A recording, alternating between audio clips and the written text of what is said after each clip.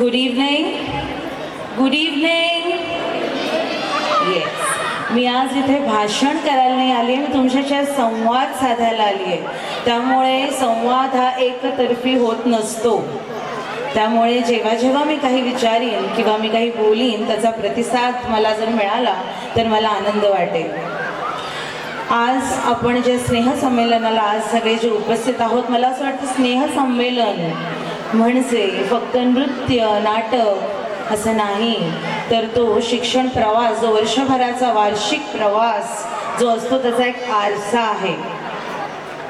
आज जे पालक इथे उपस्थित आहेत त्या पालकांचं वारंवार आम्हाला जी मदत होत असते त्यासाठी खरंच आम्ही तुमचे आभार मानतो. I also welcome all the luminous guests today on the dais, of the dais. It means a lot because you all people have taken time from your busy schedule and present here today to motivate our children, and it really means a lot. Thank you, and it's a feeling of gratitude for all of you, even for the parents. आज पालक म्हणून आपल्याला ह्या काळात म्हणजे जे आपण आता AIच्या काळात आलेलो आहोत ना, तर त्या काळात ना 3 प्रश्न आपल्याला नेहमी पडले पाहिजेत. पहिला प्रश्न, आपलं मूल आनंदी आहे का? दुसरा प्रश्न, त्याच्यामध्ये आत्मविश्वास आहे का? आणि तिसरा प्रश्न म्हणजे आपलं मूल चांगला माणूस म्हणून बनू शकतो का आणि तो बनतोय का? कारण की आपण किती मार्क मिळवतो त्यापेक्षा ह्या सगळ्या गोष्टी देखील त्याच्या सर्वांगीण विकासासाठी अतिशय महत्त्वाच्या आहेत. त्यासाठी तुम्हाला मी एक उदाहरण देते. तुम्ही काही वर्षांपूर्वी ऐकलं असाल फेरारी की सवारी हा पिक्चर आलेला, माहिती आहे का? किती जणांना माहिती आहे फेरारी की सवारी असा एक हिंदी मूवी आलेला? किती जणांना माहिती आहे? त्याने हात वर करावं. पाहिलाय? जर ज्या पालकांनी पाहिला नाहीये त्यांनी तो पिक्चर अवश्य बघा. कारण पालक म्हणून जी मूल्य आपल्याला आपल्या मुलांना द्यायची असतात ती त्यात आहेत. आणि एक छोटासा किस्सा त्यातला मी तुम्हाला सांगते. त्या वडिलांचं काम असायचं की रोज संध्याकाळी क्रिकेटच्या कोचिंगला त्या मुलाला बाईकवर घेऊन जाणं. तसेच एके दिवशी ते बाहेर पडले, आणखी निघाले आणि तो मुलगा आणि ते इतके संवादात गुंतले की त्यांनी एक सिग्नल जम्प केला. सिग्नल जम्प केल्यानंतर त्या मुलाच्या लक्षात आलं आणि त्यांनी वडिलांना सांगितलं की आपण एक सिग्नल जम्प केला आहे.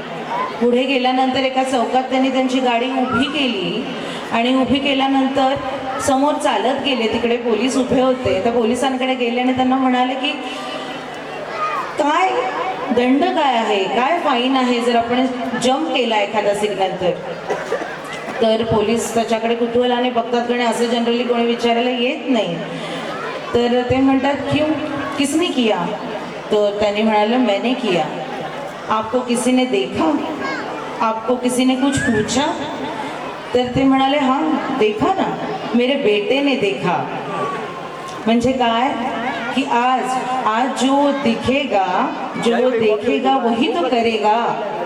त्यामुळे आपण आपल्या पालक म्हणून भान ठेवलं पाहिजे की आपण आपल्या मुलांसमोर काय बोलतोय, काय वागतोय, उठतोय, बसतोय.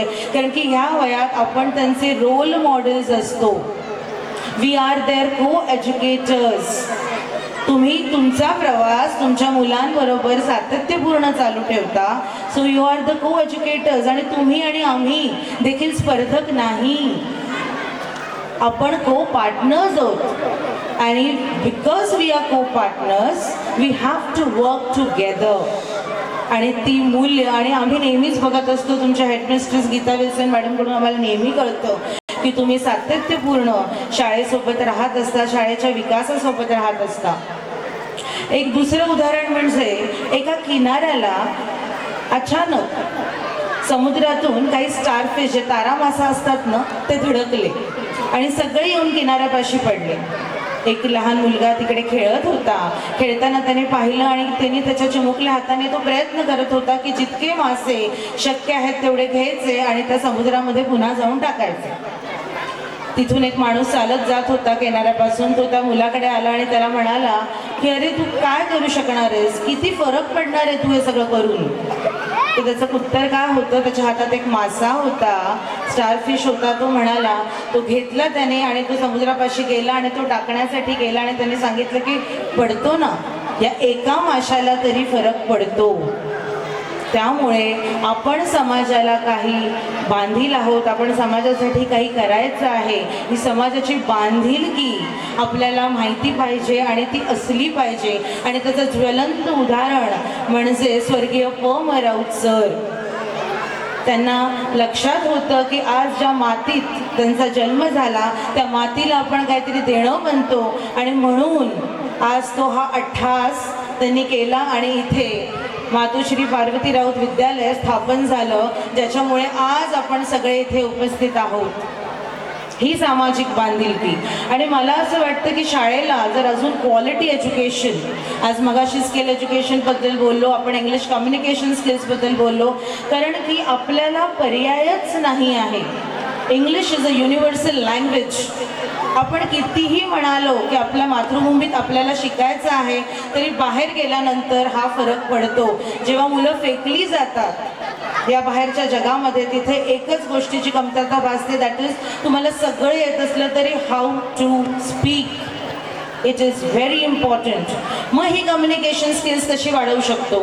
स्किल एज्युकेशन मिळेल, बाहेर जाऊन आपण सगळं करू, सगळं ब्ला ब्ला ब्ला सगळं कबूल आहे मला. एक महापुरुषाने म्हटलेलं एक महत्त्वाचं वाक्य मला इथे आठवतं आणि मला तुम्ही सांगायचं की हे वाक्य कोणी म्हटलेलं आहे. जर तुमच्याकडे 2 नाणी असतील तर एका नाण्याचा उपयोग तुम्ही भाकरीसाठी करा आणि दुसऱ्या नाण्याचा उपयोग तुम्ही पुस्तकासाठी करा, कारण ती भाकरी तुम्हाला जगवेल आणि ते पुस्तक तुम्हाला कसं जगवायचं ते शिकवेल. सांगा बघू मला, हे वाक्य कोणी म्हटलंय? Any idea?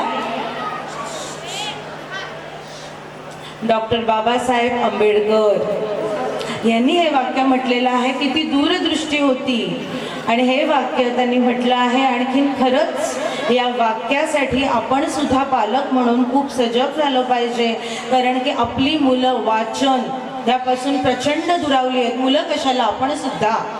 मग तुमच्यामध्ये कम्युनिकेशन स्किल्स कसे वाढणार? जर तुम्ही वाचनच केलं नाही तर ते वाढणार कसं? त्याच्यामुळे प्रत्येक पालकांनी, जसं आपण छोटीशी गिफ्ट देतो ना, तसं प्रत्येक पालकांनी महिन्यातून एक छोटंसं पुस्तक किमान आपल्या मुलाला द्यावं. ती बीजं रोपावीत. आज मुलं लहान आहेत तेव्हापासूनच. आणि मोठी मुलं जी आहेत 8वी 9वी 10वीतली, ते एक पेपर तरी किमान आठवड्यातून इंग्लिश आणावा आणि आपल्या समोर वाचायला लावावा. आपण बाजूला बसावं, कारण की हे वेळेची गरज आहे आणि आपण ती विसरता कामा नाही आहे. तुम्ही जेव्हा मुलांना शाळेत पाठवता ना, तुमच्या बॅगा घेऊन मुलांची जे दप्तरे येतात त्याबरोबर ती दप्तरं नसतात, तो आमच्यावर ठेवलेला विश्वास असतो आणि त्या विश्वासाला खरं उतरण्याचं काम आम्ही आमच्या परीने नेहमीच करत राहू.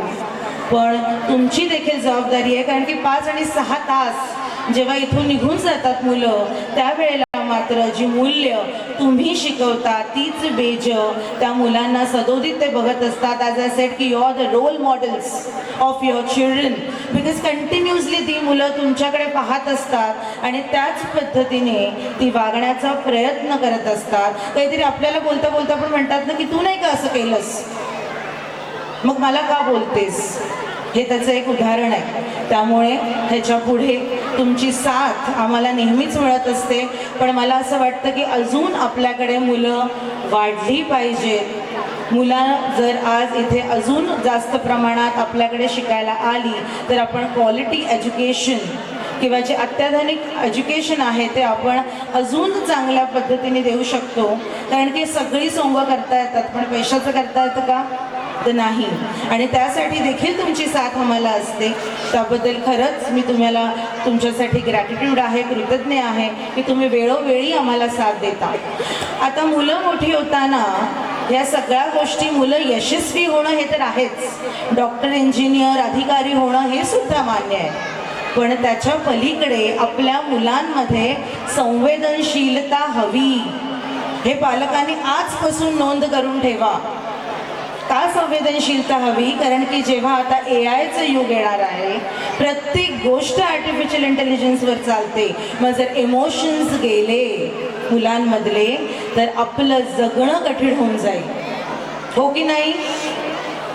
त्यामुळे आपलं मूल संवेदनशील होतं आहे, अवेअर होतं आहे, एक चांगला माणूस होता आहे की नाही, या सगळ्यावर लक्ष देणं आपलं कर्तव्य आहे आणि ते आपण नक्कीच पार पाडू. आमच्या शाळेत जेव्हा तुमचं पाल्य असतं तेव्हा खात्री ठेवा आणि जो विश्वास तुम्ही आमच्यावर ठेवला तर आम्ही त्या दृष्टीने नक्की प्रयत्न करत राहू. कारण की holistic development of the child आणि मुलांना मी नेहमी म्हणते, जर इथे कोणी मुलं मोठी असतील तर it is not in your hand where you are born. It is not in your hand what parents you're having, what is their mental status, social status, financial status, but one thing is in your hand and that is the destination where you want to reach. त्यामुळे destination आपल्याला कुठे पोचायचं आहे ते नेहमीच आपल्या हातात असतं. त्यामुळे आयुष्याला कारणं देत राहायचं नाही, पण आयुष्यात पुढे जायचं हेच सत्य आहे. शेवटी जाता जाता तुमच्यासाठी आणि आमच्यासाठी घरातून संस्कार, शाळेतून संस्कृती, घरातून संस्कार, शाळेतून संस्कृती, दोघांच्या संगमातून घडते उज्ज्वल पिढी आणि ती पिढी आपण नक्कीच घडवू अशी आशा ठेवते मी आणि त्यासाठीची वाटचाल आपण करू. All the best to my dear students. Thank you so much. God bless you all and keep shining. Thank you.